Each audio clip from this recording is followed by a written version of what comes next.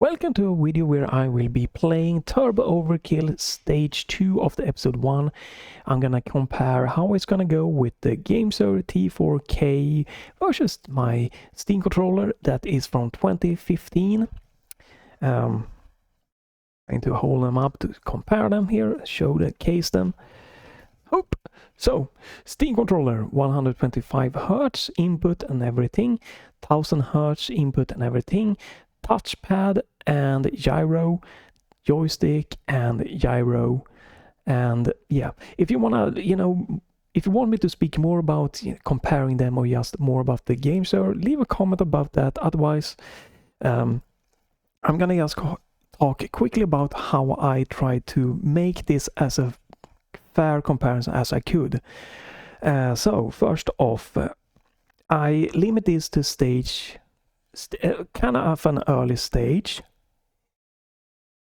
to have it be a bit shorter, a little bit more streamlined and not too open. So I went with that to make it more easier. Then I decided that, hey, this stage only have like 3 to 4 enemies. Okay, so I'm gonna stick to three weapons: pistol, shotgun, and the assault rifle there, or the machine, what you call it, the Uzis. And I'm gonna try to kill as consistent as I can. Use one weapon for one enemy type, pretty much. So, and that also means that, the Steam controller on the touch, whoops, let's do this. On the touchpad, I have up, down, left, right, and I can click in the middle, and I can hot swap weapons really fast. And I also have, access to my left and right button, and you don't have that with the games, right? You don't have that with the thumbstick. You can't click that to get that going. So I also limited it to 3 weapons to focus on the gyro, the kind of like aiming, the movement, and not focusing on that, hey, if I do a later level, I can hot swap like 8 weapons super quickly with this one, and I cannot do that with this one. So to limit, making it more fair, we are sticking to 3 weapons. That's another thing here to to go for that one. Other than that, they are pretty similar.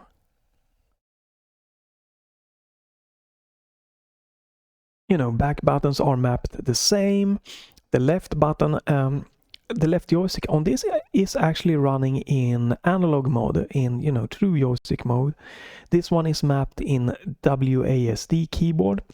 It's just because that's what I didn't change my profile, but I think I gave this the advantage of having finer movement control to give it as a possibility, or just give it all the goodness it can offer. So yeah, so we have, and it works great in the Turbo Overkill to mix keyboard and with gamepad. That's a huge plus. Game dev did good there. So we have analog movement with this really nice half-effect joystick.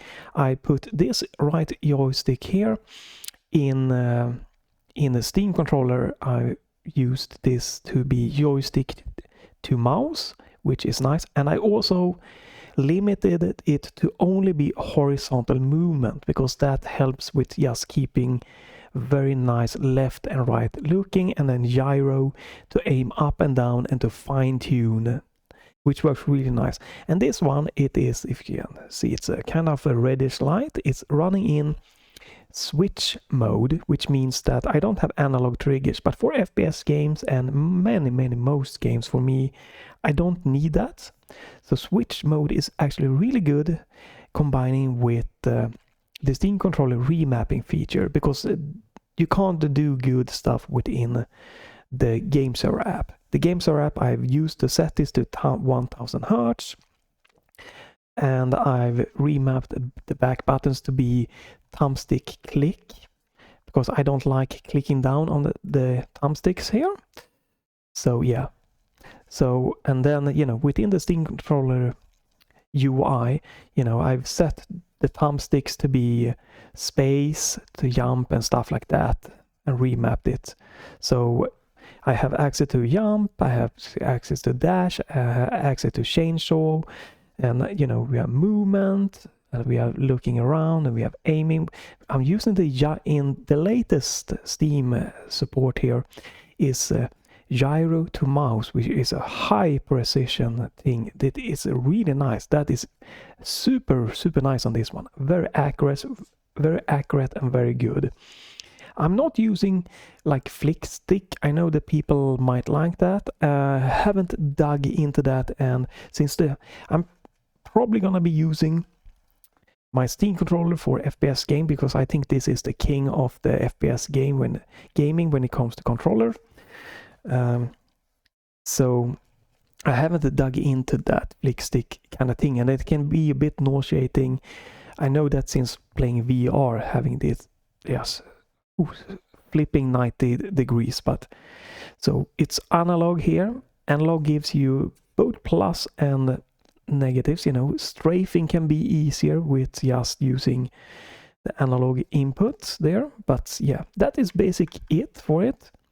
Very lightweight here, very nice. If you want more like comparison about talking about the gamesir versus Steam controller, we just talking about the gamesir, or if there is like some kind of gaming that might be interesting for me to try this one on, you can always leave a comment. I cannot guarantee that I will do it, but let's jump into Turbo Overkill Stage 2 from the episode 1 and see. I'm gonna put them side by side and we'll just see how they go. This is not like to compete, this is more to just to showcase the different kind of movement, how it looks, how the kind of aiming kind of looks.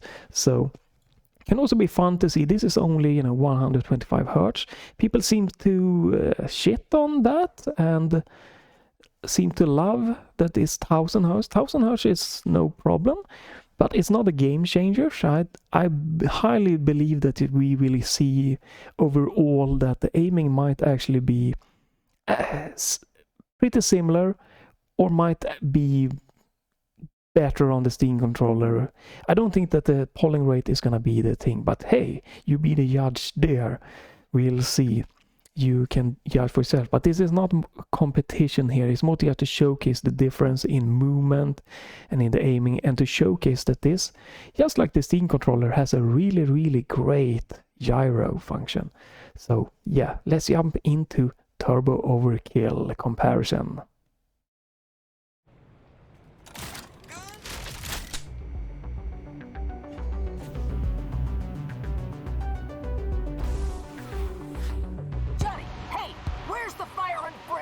Man, we need that virus purged now!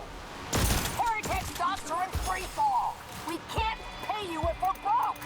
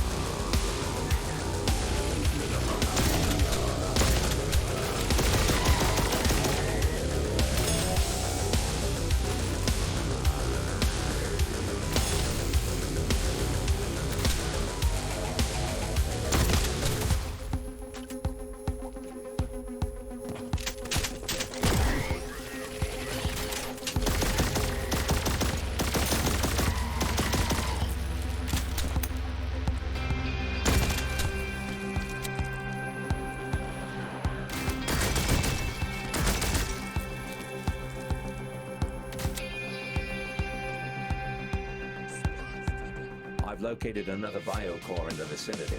Once you've purged it, I'll come pick you up. Biocores are Sin's connection to the physical world.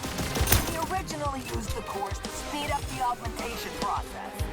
Now, Sin machine's using them to pump out whatever godless abstract madness it can imagine.